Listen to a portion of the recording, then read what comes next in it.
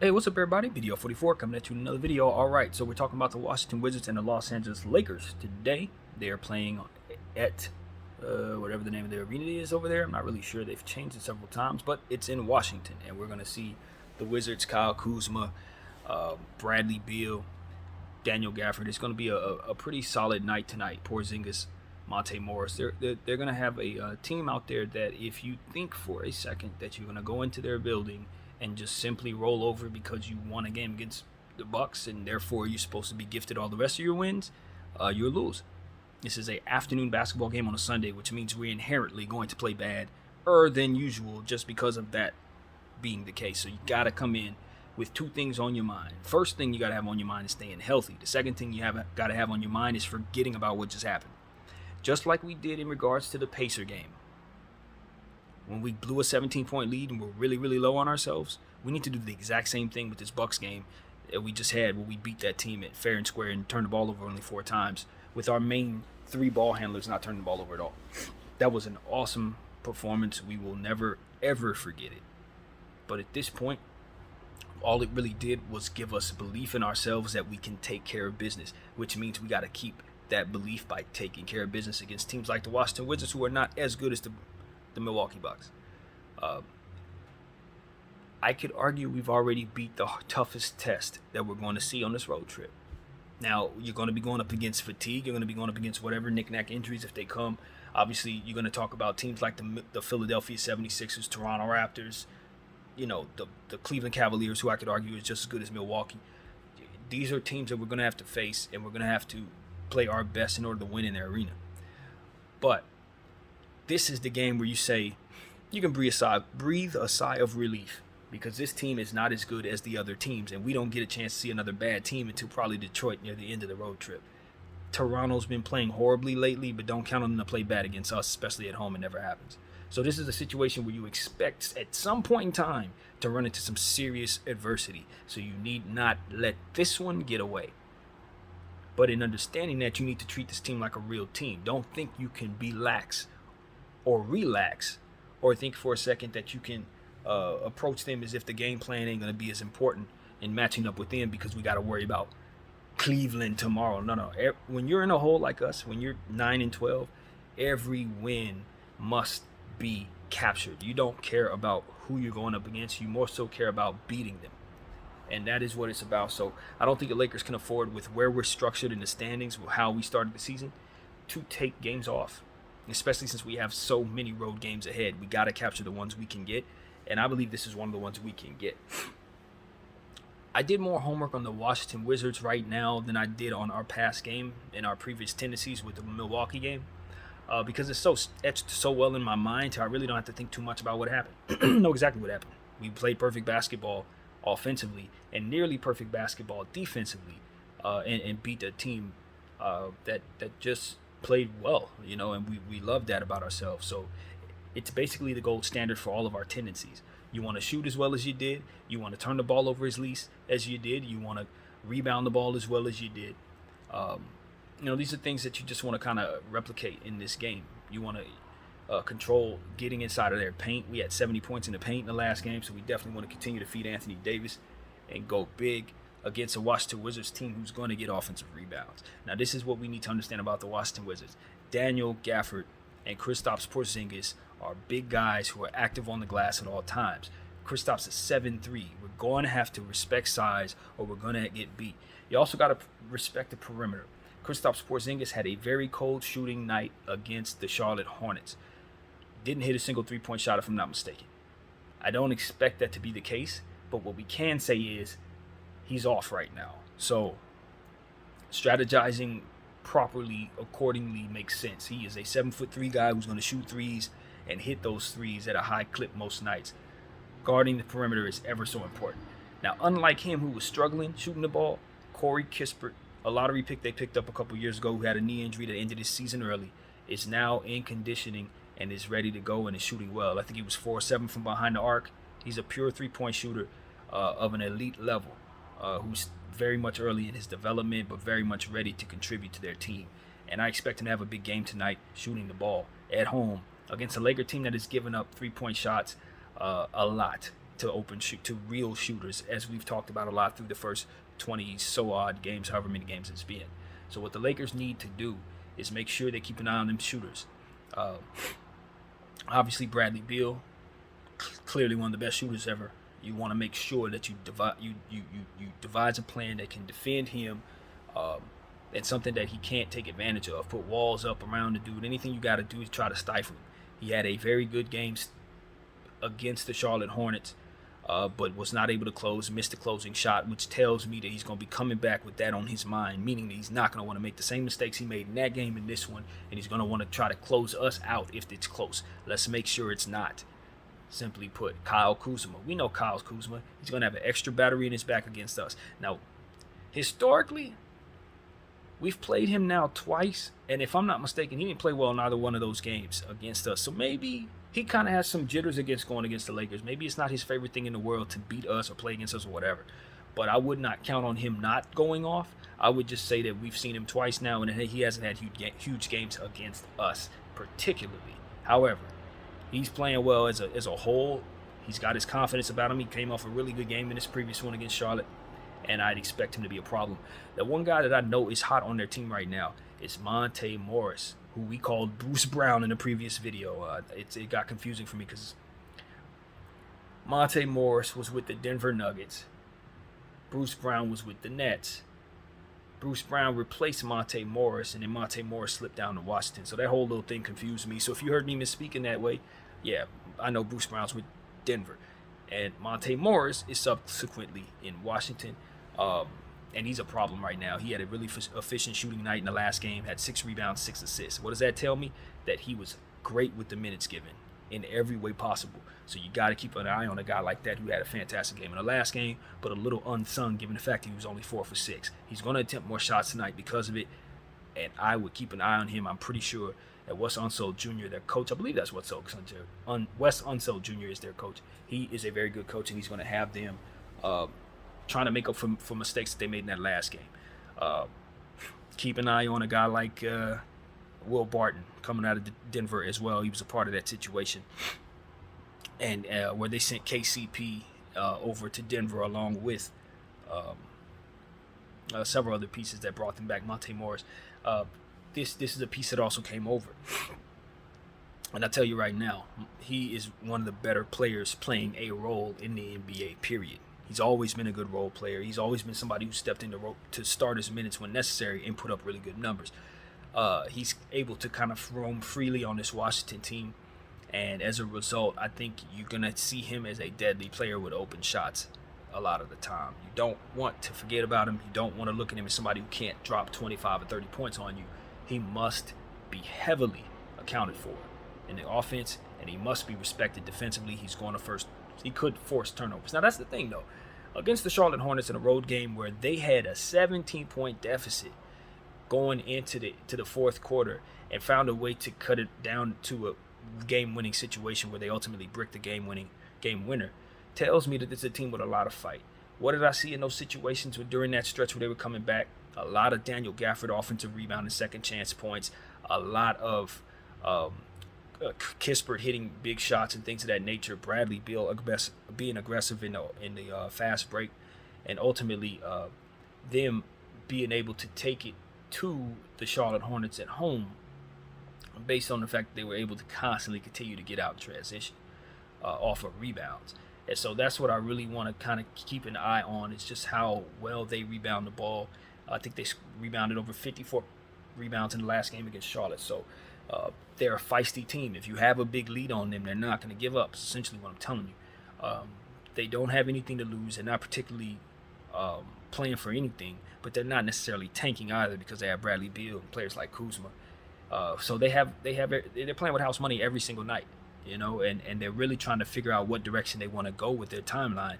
And a game like this will help them a lot in figuring that out, just like Milwaukee did for us. So we need not look at this team as a team that doesn't have momentum, because they just saw themselves erase a 17-point deficit against a team on the road, and now they're going up against us, who they know is living off a natural high, who they probably know is going to overlook them as well. We need not.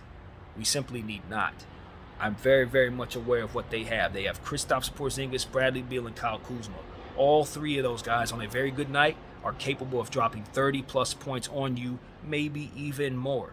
In fact, definitely even more with those three. So we need to understand what they're capable of.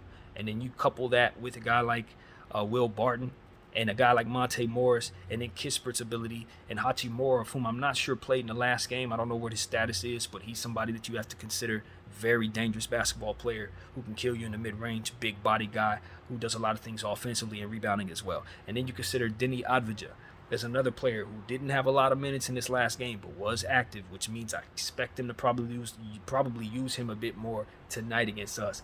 Defensive guy, can stretch the floor and looks for others. Basically a big point guard. So we got to be aware of Denny Advija out there. He's a healthy lottery pick who can also do a lot of big game things. So this is what I'm telling you. The Washington Wizards are a collective of pieces that probably should not be together. But separate, you want those pieces. Each team should want something on that Washington Wizards team. They got a bunch of stuff that you want, but it just isn't extraordinary when it's slapped together. So what they're going to probably try to do tonight is, as I said, either try to establish who they want to be going forward by trying to beat a team like us, which would be a big win for them at home, and then try to figure out if they want to trade some of those pieces or use some of those picks and some of the stuff that they got to get Bradley Beal some help. And they have the ability to do that. They can get a guy and turn their season around, and it's not really clear what it is they want to do. So we want to make sure that we send them in the direction of tanking by beating them and keeping them in the dumps. They are not a good team, as I said, but they do have good players. They all can do big things. I just don't know that they're going to be able to take enough attention off each other in an extraordinary way enough to make them a very good team. If they had a Kawhi Leonard, if they had a star player of any sort other than Bradley Beal, on top of what they have with Porzingis, you're talking about a team that I think could very easily make a lot of noise in the Eastern Conference and make a playoff run. But without that extra oomph piece that they have the equity to get with their picks, they're not going to be able to win, in my opinion. At best, they're 8th seed. Maybe they can crawl themselves to a 7th seed if everybody clicks and stays healthy. With that being said, this is a home game. And usually when we come to Washington, to be honest with you, a lot of the arena's us. This is one of those cities that really does root for the Lakers heavily when we come to town. So I expect us to have a lot of support. I don't know if they're going to be running. Like I said, Hachimura is going to be a player that's questionable for me. I didn't see the injury report at all, so I'm going in blind. But yeah, that's kind of what it is. You just got to pay attention to this Denver Nuggets team because they have a bunch of pieces. I ain't gonna say young, but they got a bunch of pieces that can really, really attack you offensively. Defensively, they're not overly talented though, and that's where we should be able to do some things. But you got to respect Porzingis' length. You got to respect Gafford's activity. He's a lob threat, so you must understand how well he is playing right now. See, that's key, is to know who's coming. He's hot right now. Bradley Beal's doing some good things. Monte Morris is doing some good things. And again, Porzingis is cold from behind the arc. So all these things can kind of work into what you might expect to see. And then from there, you can kind of strategize by feel. If Porzingis gets hot, then immediately you do away with that thought. But defense is so important tonight. You know, the Los Angeles Lakers played some solid defense in the last game, but I think what we could improve is just overall making sure foot speed is on the floor. We saw some lag situations where guys were just a little huffing and puffy, a little bit kind of trying to catch their wind, and as a result, we let some transition buckets go. But aside from that, I thought we did a lot of good things defensively, and most importantly, our best defense is holding on to the basketball, not turning it over. This team, the Washington Wizards, turned the ball over 14 times in the previous game and only forced 4 turnovers, which is encouraging given the fact that we only committed 4 turnovers against the Milwaukee Bucks. That tells me that there may be opportunities for us to hold on to the basketball, continue to be successful in that way. I think the key to our team is to bring the same exact intent. It's impossible to bring that intensity because Giannis ain't on the floor. This ain't Milwaukee. But you got to bring the same intent. That's to say, we don't really care who we're going against because wins matter so much to us. Let's just beat who's in front of us and take care of business. This is a game where if you flex hard with Anthony Davis, you put him down there and do what it is he's been doing, run everything through him real easily, this game should be over by the end of the third quarter. They should not be able to beat us or keep up with us if we're continuing to push the envelope in regards to Anthony Davis. The way that he's playing right now, the level that he's playing right now is Hall of Fame level stuff. And He makes life easy on everybody, man. You don't have to work that hard. Just get him the ball and then run around him and make sure that you find yourself available to be a threat so that he can have space to operate. Other than that, get in where you fit in everybody else. That's really what time it is right now. We've been talking about this hypothetically in regards to being able to lean on Anthony Davis like a workhorse while he's healthy and it being what's best for our team. But it's kind of one of those things where it's like you didn't know what level he would give you if you did that. Now that we see where he's at, it's like, okay, let's just like make life real easy for ourselves and just do what it is we should be doing at this point anyway, which is making Anthony Davis the number one. So I listen to all the Laker people. We all agree. Everybody's unanimous at this point. Anthony Davis is our A1 number one option on this team. There's no number two that is close to number one. Bron, I'm sorry, brother. We gotta play the percentages. Trevor Lane made a good point, and I think I have to second in his saying, playing the percentages in regards to our offense is the only way to go. If we're shooting a bunch of 3-point shots with a subpar 3-point shooter, that's not playing to the percentage. Now, if Bron wants to get closer to the basket, do things, or if he's shooting as well as he's been shooting, it definitely helps. It helps with the encouragement in regards to our confidence. But at the end of the day, we need the best percentage look for our team on just about every possession to get ourselves out of this deficit with our schedule and our record rather. And at this point, leaning on Anthony Davis is the best possible way for us to win basketball games. But he's not the only way. And leaning on him, we need to understand that we got to keep guys independent of him just the same, because he does have injury issues, and we do have to learn how to play without him and LeBron James regularly. We gotta have second nature stuff for both with them and without them for all of our role players. So I want to continue to see Austin Reeves continue to be as aggressive as he's been. This team is not as good without him being as lethal of a weapon offensively, and that's a big point. One of the things that we were talking about, or I was thinking about and want to talk about, is how to view Anthony Davis versus Giannis's past matchup, because the reality is, yes, did AD outduel Giannis? Yes, but did Giannis have a LeBron James next to him, taking pressure away from him on the floor? No. This brings me back to Austin Reeves. Austin Reeves' consistency scoring the ball in these matchups where Anthony Davis has been going crazy is a direct contributor to Anthony Davis' ability to go crazy, because you have to account for him on the floor scoring the ball the way that he does, just like you got to account for Anthony Davis.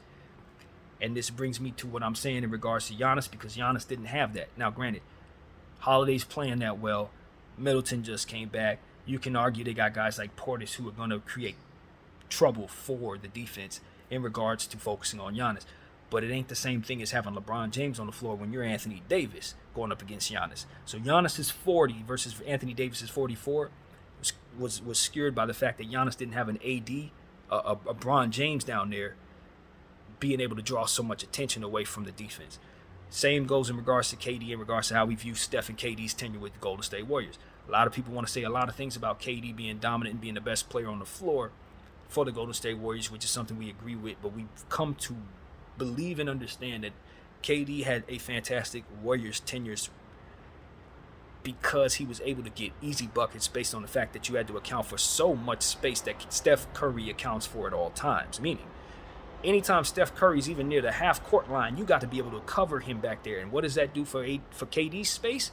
It makes it so much easier for him to score buckets, as to which he's easily going to score buckets regardless. But when you have a player like Steph Curry out there garnering all this attention from the defense, I mean, it's impossible to guard KD. And that is exactly what it is that we're talking about here in regards to AD and Bron. And then now in regards to Austin Reeves and AD. We need Austin Reeves to continue to try to score above 18 points every night. Not to crazy efficiency to end his efficiency in regards to shooting too much volume. Because we don't want him taking buckets away from nobody. But we want him to continue doing what it is that he's doing. He's a highly efficient basketball player, attempting about 10 shots, getting about 7 of them up, hitting all his free throws, hitting his threes, and helping us defensively when he can keep up with the players who he's slotted up against. This is somebody we obviously love having down there defensively, drawing offensive fouls as well, because he's clearly one of the best at that in the entire NBA, in my humble opinion. And so what we need to continue to do is empower him to independently look for his own shot.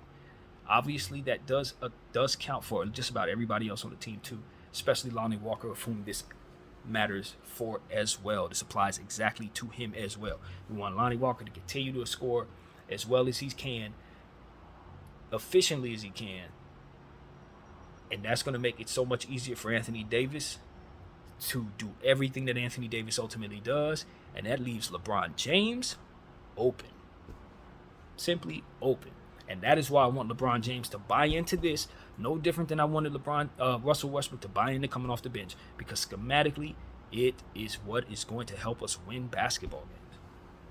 Forget about legacy or honor or none of that. The only thing that's going to matter in regards to your honor and legacy is winning. They ain't going to care how you get to the W, just that you get those W's. And I think this is going to be how we do it. We lean on Anthony Davis until he breaks down, and when he gets hurt, then we revamp everything around LeBron James and keep everybody active and engaged in regards to in regards to LeBron James looking to facilitate for those lesser guys. He has to believe in those lesser guys when AD is not on the floor. He has to empower them to be their best selves, even if he can score buckets easier, because it's always about making sure that they're getting their looks so they can play up to the level necessary to keep us competitive. If they're watching, and if they're standing around watching him attempt 20 shots, believe you me, he's going to be so easy to defend down the stretch of the season when we need to win games to get in the playoffs, and it's going to make it so that he's going to fail. He needs to understand that as long as he can be a decoy to Anthony Davis's A1, he's the most dangerous player in the league. You're the most dangerous player in the league as a number 2. And he needs to see himself, position himself in advantage that way. As you're a number 1, you're not the hardest player to guard no more. As a number 2, you're one of the hardest players to guard in the history of the sport. And that's why positioning is so important. You know, you want to beat the number 1 guy, but you got to deal with the number 1 defense. Now all the defense is looking at you. Now it's upon you to do everything right, and that doesn't help us as much as leaning on Anthony Davis. And LeBron James was shooting a bunch of 3-point shots to play for Cleveland because he didn't have an Anthony Davis. Okay, let's just be real. He was doing a lot of things that was necessary when he didn't have that type of talent on the floor. You got it. Lean on it. That's why you put it together anyway, and that's what it's about. It's like you can't let 2022's ego psych you out of what 2018's plan was. 2018, LeBron's plan was to give AD the keys right now. And now you get to this point you don't want to do it. Like, nah, you had it right the first time. Don't second guess this. Let him have the keys. You're going to win championships that way. But as long as you try to be the A1 guy, as the league continues to get younger, and you're the number 1, you're going to take on the brunt of all the defense every team got to take every night, you ain't going to make it through the season. So let's just be real, bro. We already saw how that looked when he was trying to play center last year. Didn't make it through the season. Yes, he can get the numbers. He can get the numbers every day. He's one of the best players to ever play any sport of any kind. He can get the numbers. It's about what strategy can you use to make the team you're on the best possible way it can be. And the only way that's going to work is if those guys are at their best. Because even if he's not at his best, if they're at their best, we win. But if he's at his best and they're not at their best, we lose. And that's what he needs to always keep in mind at all times. This is chess, not checkers. We are trying to be intellectually competitive. We want to be smart in our nature. We want to make sure that we beat our teams, and we do that by taking care of ourselves in every single possible way. And so this is what we're going to do. We're going to go out there and keep Daniel Gafford off the offensive rebound. We're going to keep his butt off the glass. That's the most important thing. We're going to get him in foul trouble if at all possible, because they're going to lean on him like he's DeAndre Ayton or something, because that's exactly the level that he's pretty much trying to display. Not offensively, but on the glass and stuff like that. Yes. So that's what we need to. We need to put a body on him and be intent on doing that. Size is important tonight. Porzingis, all that. He's going to put the ball on the floor too. He's going to fake the 3-point shot since it isn't falling. Okay, remember I said that. Porzingis going to want to put the ball on the floor. And Bradley Beal is Bradley Beal, man. He's going to hit shots. You cannot get discouraged by that. What you got to do is make him backpedal. He's not a good defender. Neither is Kyle. So we need to make those non-defenders defend. We want to force them into situations where they're swiping and backpedaling and moving their hips and ultimately drawing fouls. You put yourself in that position, you get those guys backpedaling, you're going to find them down by 10, 15 points. They're not a good team, so they're not going to sustain real pressure, especially from great players. And that's not disrespect. It's just the reality of the circumstance. If they want to change that, they can trade all them picks and get them a star, like I said. But I don't know if that's what's best for them. So until then, they're a little undermanned talent-wise, and they're going to be leaning on some guys who don't have the other guys to make them look great. Like, imagine if Kyle Kuzma had an Anthony Davis now. With this level, he can get 30 a night because he has Anthony Davis pulling away from the defense. See what I'm saying? It's the same thing. So none of them do that enough for one another on this team, in my opinion. And that's why they should be ultimately a team that you can flex on if you're guarding the perimeter and taking care of the basketball, because they're not going to be able to really do much else to you but shoot and get hot. Like I said, they don't play defense, so they can't really force turnovers if you're not giving the ball away. Now, the key is to not get overzealous. Obviously, this is a homecoming for a couple of guys, Thomas Bryant and Russell Westbrook. I would imagine they want to win this basketball game. I would imagine that with the minutes they're given, they're going to be very, very intent on winning.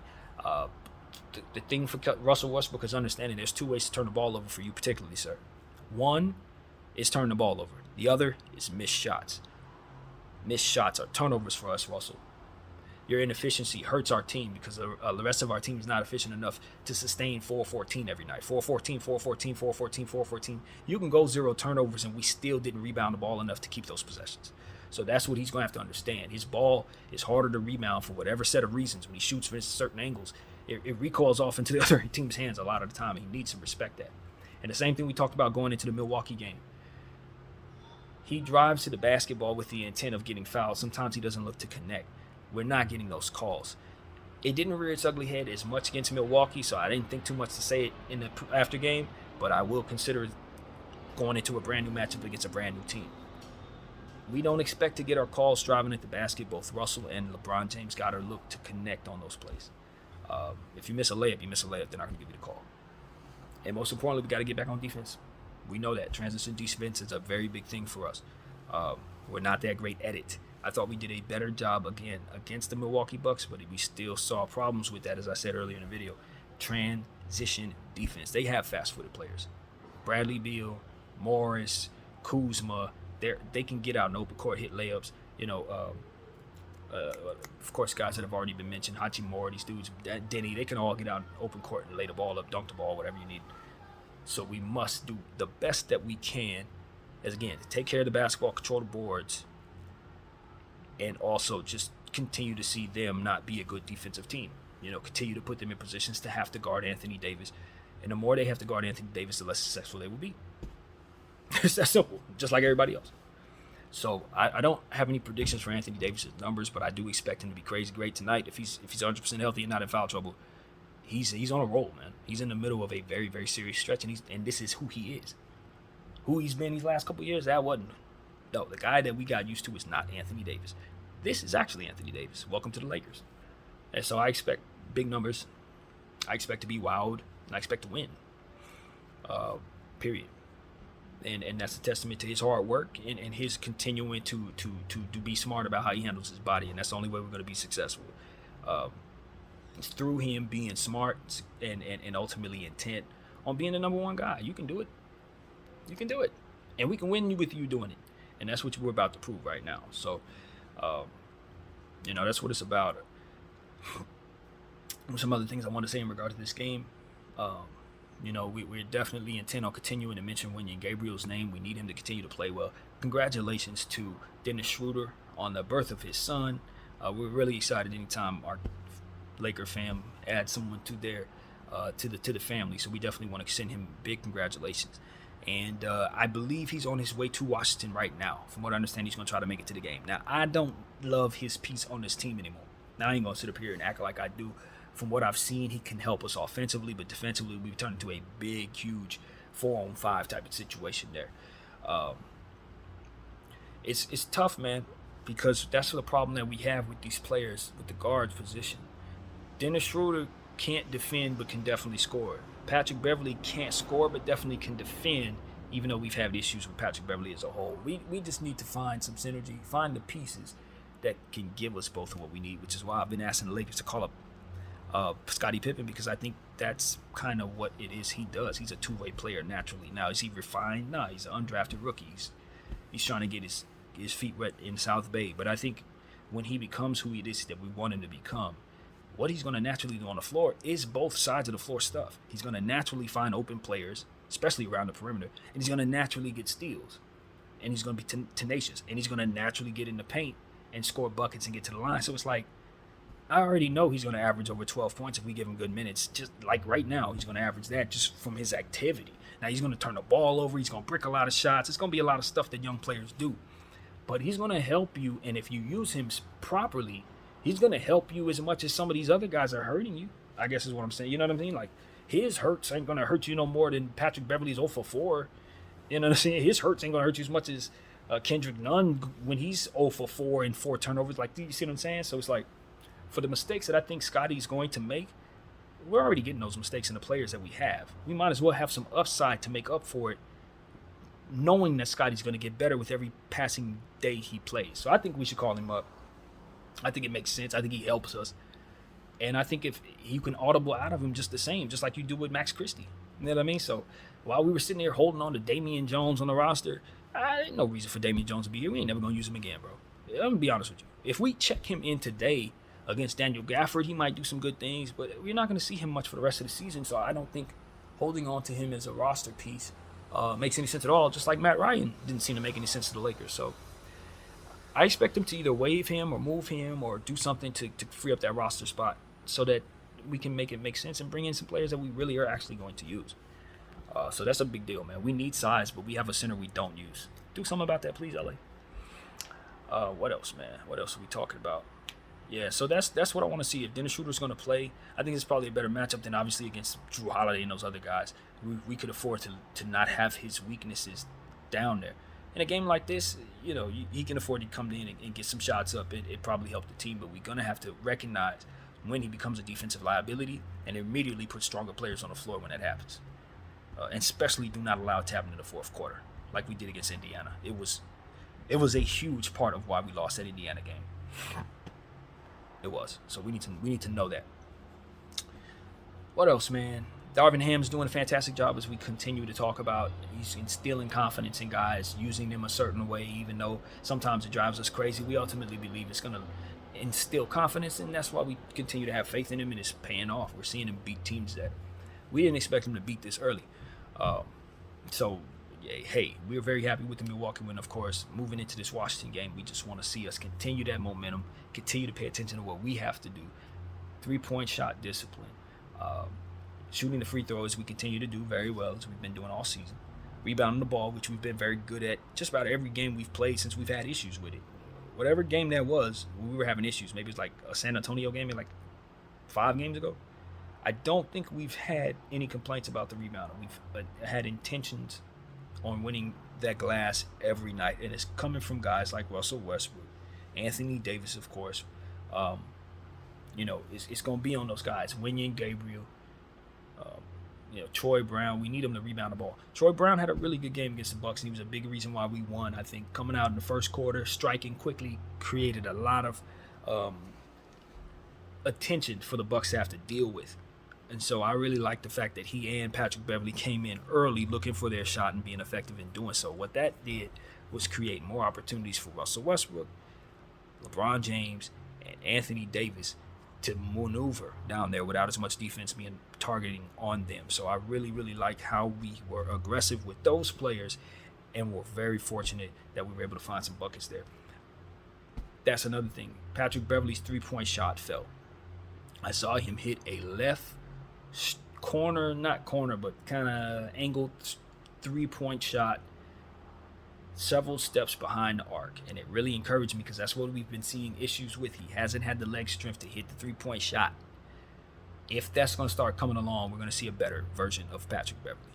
So even though everybody's been complaining about Patrick Beverley, I honestly think the worst of Patrick Beverley's behind us. I think his conditioning is starting to come around. I think this 3-game days off helped him heal from some stuff he needed to heal from, and it helped him understand what he cannot get away with on this roster.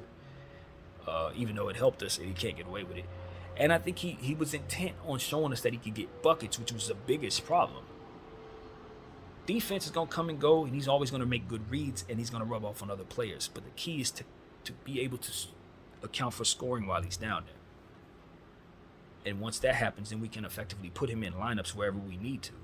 But if we can't account on him for scoring ever, regardless of what lineup he's in, then we can't use him, and that's the point. So for me, I don't care if he's locking people down. That'll come and go. He's a great defender. Is he getting buckets so we can count on him? Yes, as of yesterday. or the Milwaukee game. So that's what I'm gonna be looking to see. Can he hit a three tonight? I've been challenging him to hit 2 corner threes every night, but the corner hasn't necessarily been following. So if he doesn't see it in practice, don't shoot it in the game. But for me, it's like it's that leg strength that's gonna start coming back. I saw what he did against Minnesota. He was hitting all kinds of threes for that team. He could do the same for us. We just gotta let him get in shape, and hopefully he can do that. I don't want to trade Patrick Beverley. It may be smart to trade Patrick Beverley. He's played poor enough for me to want to get rid of him, but I understand what his piece is to this roster, and I just know better. And no, don't. Like I said yesterday, unless you're bringing back Alvarado, somebody like that, bring me back Marcus Smart, somebody like that. If you're not bringing me back TJ McConnell, that's another player I like in that vein. If you're not going to bring me back a hound dog point guard, do not get rid of the hound dog point guard. Period. Whether he's playing well or not. Adjust his minutes accordingly, but keep him on your roster. That's what I'm saying, man. And if you do get rid of him, if you don't have a mathematical plan to get him back on this roster, don't do it. If you can't get him here by the playoffs, don't do it. That's what I'm saying. Made that mistake with Stanley Johnson already. And given the fact that we lost that trade so bad for Patrick Beverley, I'm not ready to give away that piece. I kind of look at that as like you bought a stock when it was really high, and now it's doing poorly. You're going to get rid of it low and just lock in the loss? Nah, I'm going to try to see if that thing can recover. See how many, see what can happen. Maybe the fundamentals change. Maybe they have a couple good, sessions of, or whatever. Maybe it's good 6 months from now. But if you sell low, you lost that money. You locked in that loss. And that's kind of what it is. We're going to definitely lock in that loss if we trade Patrick Beverley for second round picks or whatever the heck they're going to do. You trade Patrick Beverley for nothing, and you gave away THT at 23 years old and Stanley Johnson, a piece you needed? Nah, I'm not locking in that loss. Patrick Beverley going to play better for me than he's shown before I look to shop him. Hell no. I ain't doing that. If nothing else, I'll wait until the trade deadline, till it's absolutely the last minute before I trade him if he's playing bad. I ain't doing that. So that's something I'm thinking about. Yeah, man, that's where we're at, man. Ahead of this game in Washington, obviously, we've said enough about this team. The Washington Wizards are just a team you don't necessarily want to forget about, man. They may wear pink tonight. I told you guys they got a pink color scheme. I don't know if they're still doing that or not, but it'll be kind of funny to see Kyle Kuzma and those guys run around in an all-pink uniform, and we'll, of course, wear our whites Sundays best. So, yeah, 3 o'clock Eastern. No, 3 o'clock Pacific time, 6 o'clock Eastern. DC, who knows? We'll see. Maybe the president or somebody show up. Who knows? I don't know. But DC is a place that's usually jumping when the Lakers come to town. So we can definitely expect a good environment there. I feel like there's one more player that I know I should mention that I have not mentioned, man. I don't know who it is on that Washington Wizards team, and it's bothering me. I don't know who it is. But there are more than enough shooters. Again, the size of Porzingis and Gafford must be accounted for. And Bradley Beal's a star, man. So if he goes off at 36 or 40 points, just weather the storm by doing what you need to do to ensure that the stars we have are getting the ball just the same. Take the temperature. If the team's in clicking entirely too much, then we have to make in-game adjustments. But what we don't want to do is let them walk away a victor tonight. No. Washington must lose. My name is BDF44. I thank you all for watching. I'm out.